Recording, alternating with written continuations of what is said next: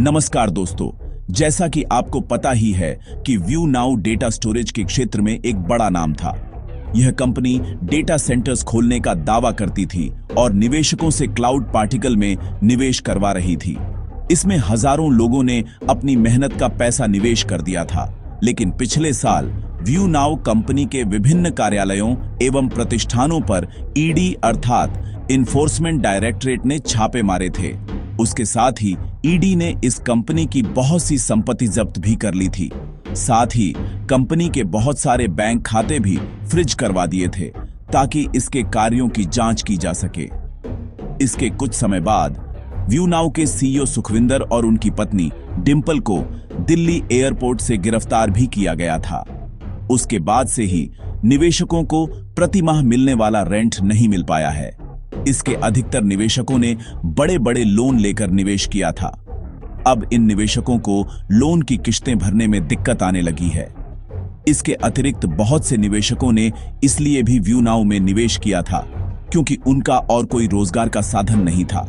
उन्होंने सोचा था कि व्यू नाउ से मिलने वाले रेंट से उनका गुजारा चलता रहेगा। अब ऐसे में निवेशकों में काफी बेचैनी हो गई है क्योंकि उनको आर्थिक समस्या से रूबरू होना पड़ रहा है।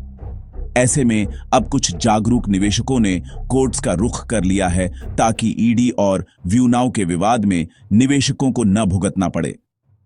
क्योंकि व्यू नाउ कंपनी और ईडी के मध्य विभिन्न कोर्ट्स में कई केस चल रहे हैं जिनमें तारीख पर तारीख का सिलसिला चल रहा है।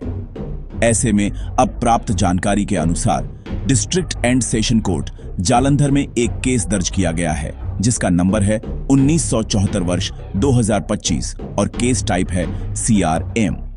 इस केस का रजिस्ट्रेशन दिनांक 18 सितंबर 2025 को हुआ था, जिसकी पिछली सुनवाई भी 18 सितंबर 2025 को ही हुई थी। इस केस में पिटिशनर हैं नवदीप सिंह और अनुपमा गोयल।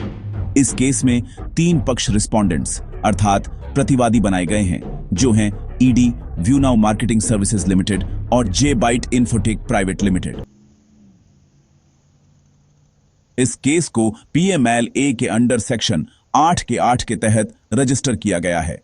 धन शोधन निवारण अधिनियम PMLA की धारा 8 के तहत उन व्यक्तियों को संलग्न कुर्क की गई संपत्ति वापस मिल सकती है जिन्होंने धन शोधन के अपराध में सद्भावनापूर्वक काम किया हो और उन्हें वास्तविक नुकसान हुआ हो।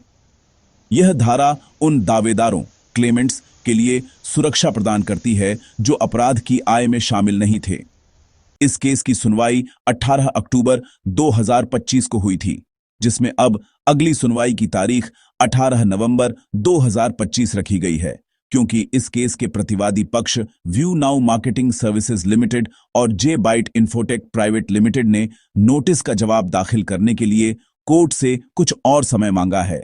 इसलिए माननीय न्यायालय ने 1 महीने का समय और दे दिया है।